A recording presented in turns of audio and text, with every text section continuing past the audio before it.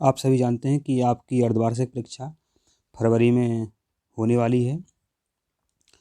तो अभी आप देख रहे होंगे कि जो एमपी बोर्ड की वेबसाइट है, तो वहाँ पर जब आप प्रश्न बैंक खोलते हैं तो वहाँ पर लिखा हुआ आता है प्रश्न बैंक प्रश्न पत्र में अभी कार्य किया जा रहा है।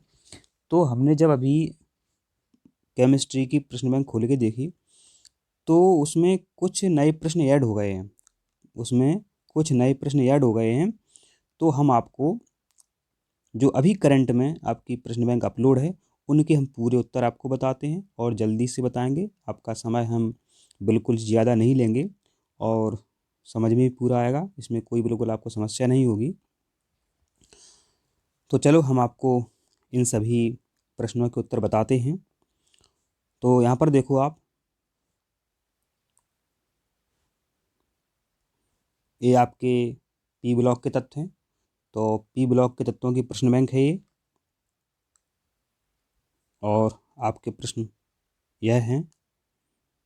तो आपका जो पहला प्रश्न है, सबसे प्रबल अपचायक है अप अप अपमान होता है दूर, अपमान होता है दूर।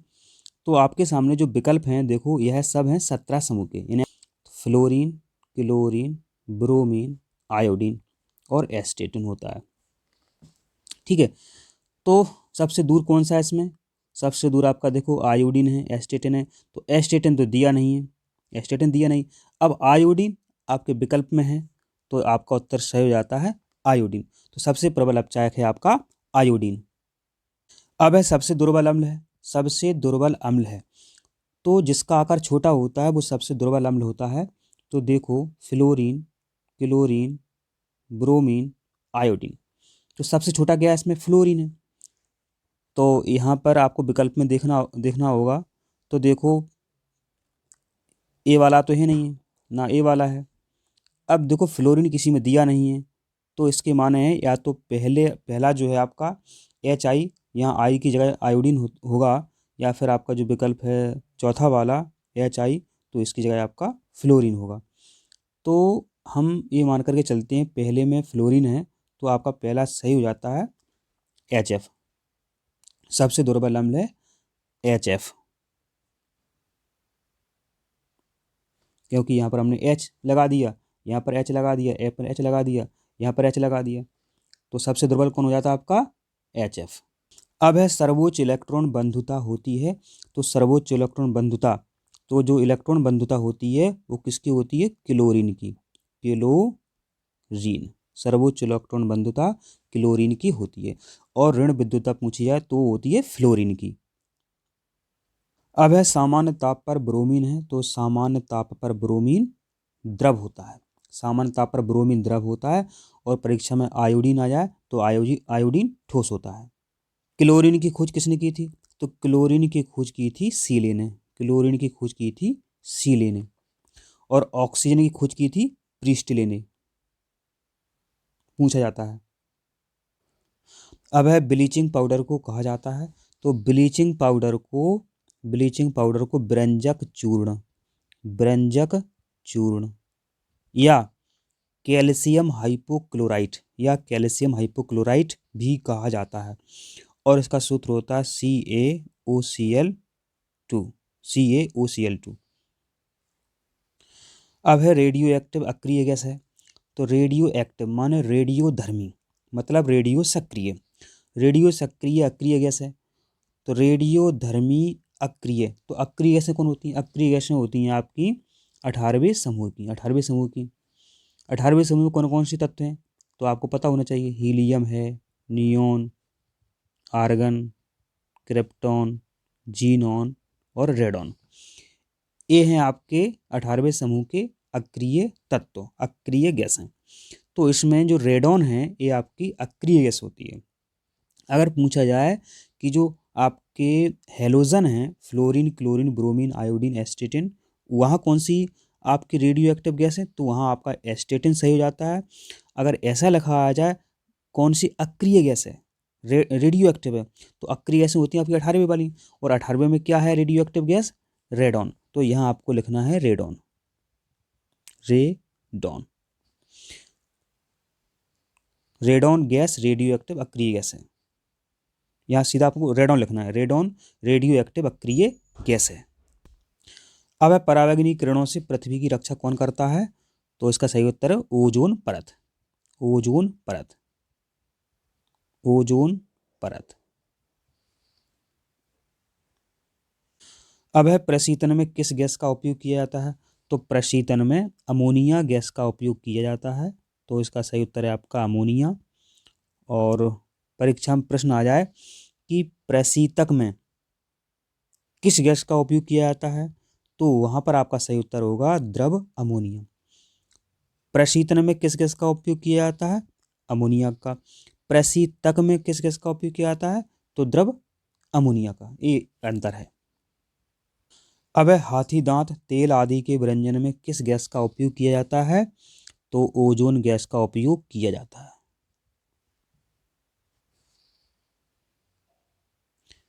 और फिर है आपका अगला प्रश्न, जल का घनत्व किस ताप पर अधिकतम होता है? तो जल का घनत्व 4 डिग्री सेल्सियस पर, यहाँ सेंटीग्रेड नहीं है, यहाँ सेल्सियस है।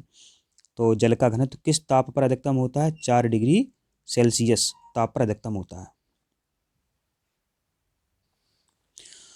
अब है कशीस का तेल, जिसे किंग ऑफ केमिकल भी कहते हैं, का नाम बताइए। तो कशीस का तेल जिसे किंग ऑफ केमिकल्स कहते हैं, तो किसे कहते हैं किंग ऑफ केमिकल्स? सल्फ्यूरिक अम्ल को कहते हैं, सल्फ्यूरिक अम्ल, सल्फ्यूरिक अम्ल। तो सल्फ्यूरिक अम्ल को रसायनों का राजा कहते हैं या फिर कशीस का तेल भी कहते हैं। तो आपको क्या लिखना उत्तर? सल्फ्यूरिक अम्ल। और फिर है आपका समूह 17 के तत्वों को कैल्कोजन कहते हैं। बिल्कुल, समूह 17 के तत्वों को कैल्कोजन नहीं कहते हैं। समूह 17 के तत्वों को हैलोजन कहते हैं और 16वें समूह को कैल्कोजन कहते हैं, ध्यान रखो। तो यहाँ आपका उत्तर क्या हो जाएगा? असत्य।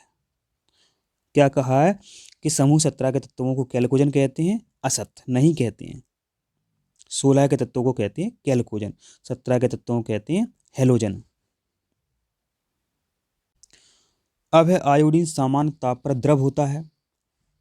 असत्य, आयोडीन सामान्य ताप पर ठोस होता है। तो यहाँ आपका हो जाएगा असत्य। आयोडीन सामान्य ताप पर कैसा होता है? ठोस होता है, द्रव नहीं होता है। तो असत्य है। ऑक्सीजन की खोज प्रिस्टलिन ने की थी। बिल्कुल सत्य। तो यहाँ आपका उत्तर हो जाएगा सत्य। अब है कौन सा हैलाइड सबसे अधिक अम्लीय है? तो इसका सही उत्तर है आपका PCl5, फास्फोरस पेंटा क्लोराइड। अब है किस यौगिक में ऑक्सीजन +2 ऑक्सीकरण अवस्था प्रदर्शित करता है? तो देखो, यहाँ पर जो फ्लोरीन है, आप सभी जानते हैं फ्लोरीन की ऋण विद्युतता सर्वाधिक है। इसकी जो ऑक्सीकरण संख्या होती है हमेशा माइनस में होती है, हमेशा माइनस में होती है। जब इसकी माइनस में हो जाएगी तो इसकी फिर प्लस में होगी। तो जो ऑक्सीजन डाइफ्लोराइड है, जो ऑक्सीजन डाइफ्लोराइड है, इसकी -2, इसकी +2। तो प्रश्न आपसे कह रहा है कि किस यौगिक में ऑक्सीजन +2 ऑक्सीकरण अवस्था प्रदर्शित करता है? तो सही उत्तर है आपका OF2, ऑक्सीजन डाइफ्लोराइड। अब है अमोनिया को शुष्क बनाया जाता है। तो इसका सही उत्तर है कोई नहीं। इसका सही उत्तर है आपका कोई नहीं।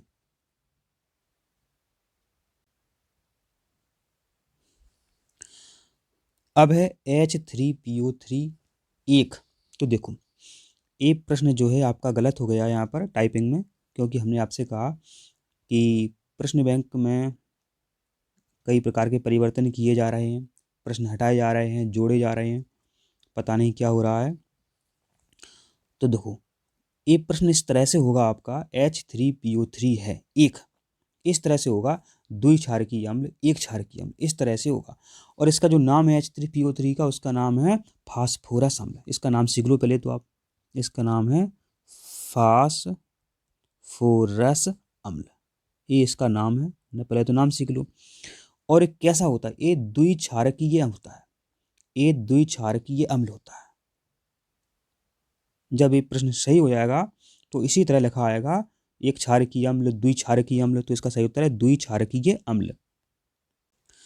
अब है कौन सा अम्ल P2O3 बनाता है? तो इसका सही उत्तर है H3 H3PO3। H3PO3 मतलब फास्फोरस अम्ल। कौन सा अम्ल? P2O3 बनाता है, तो फास्फोरस अम्ल P2O3 बनाता है। अब सल्फर डाइऑक्साइड के विरंजन क्रिया का कारण है। तो सल्फर डाइऑक्साइड के विरंजन क्रिया का कारण है अपचयन। और जो सल्फर डाइऑक्साइड होता है वो कैसा होता है? वो प्रतिक्लोर होता है। कैसा होता है? प्रतिक्लोर। ये भी आपको ध्यान रखना है, परीक्षा में पूछा जाता है। कैसा होता है? प्रतिक्लोर। अब सल्फ्यूरिक अम्ल के औद्योगिक निर्माण में प्रयुक्त उत्प्रेरक है। तो उत्प्रेरक आप जानते ही हैं, जो क्रिया की गति में वृद्धि कर दे या कमी कर दे, वो होते हैं उत्प्रेरक, धनात्मक और ऋणात्मक उत्प्रेरक। तो सल्फ्यूरिक अम्ल के निर्माण में मतलब H2SO4 के निर्माण में प्रयुक्त उत्प्रेरक है आपका V2O5, वेनेडियम पेंटा ऑक्साइड। अब है अमोनिया विलयन पर्याप्त घुल जाता है। तो जो आपका अमोनिया होता है, अमोनिया का विलयन होता है, वो किस में घुल जाता है? तो ये घुल जाता है आपका कॉपर हाइड्रोक्साइड में। ये घुल जाता है आपका कॉपर हाइड्रोक्साइड में।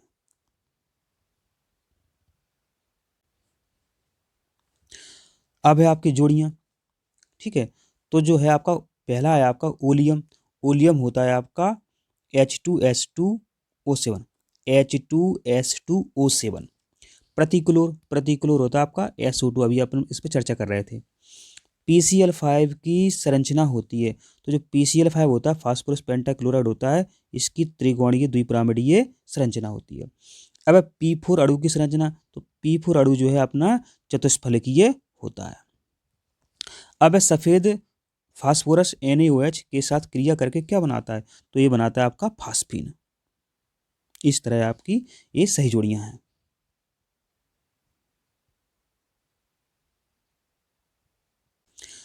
अब है 15वें समूह का इलेक्ट्रॉनिक विन्यास NH2NP6 है। तो सत्य है क्या? सत्य से देखते हैं।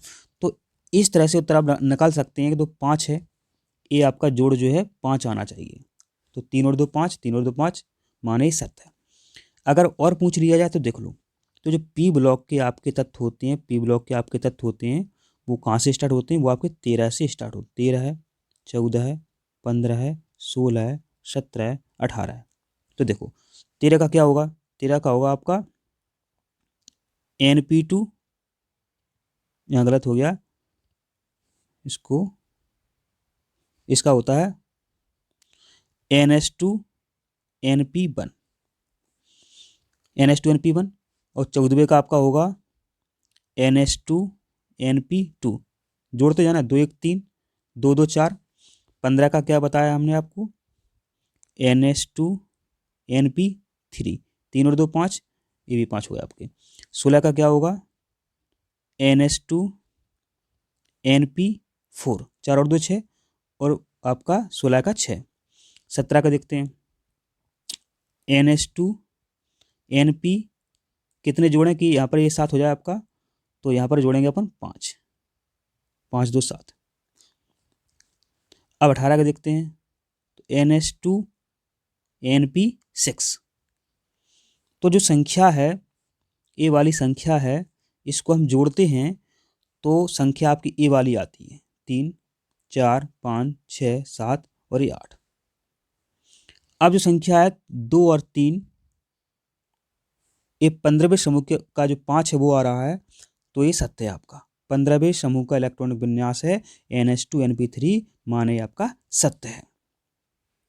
अगर ऐसा आता 13वें समूह का इलेक्ट्रॉनिक विन्यास है तो क्या आता? NH2NP1, NH2NP1।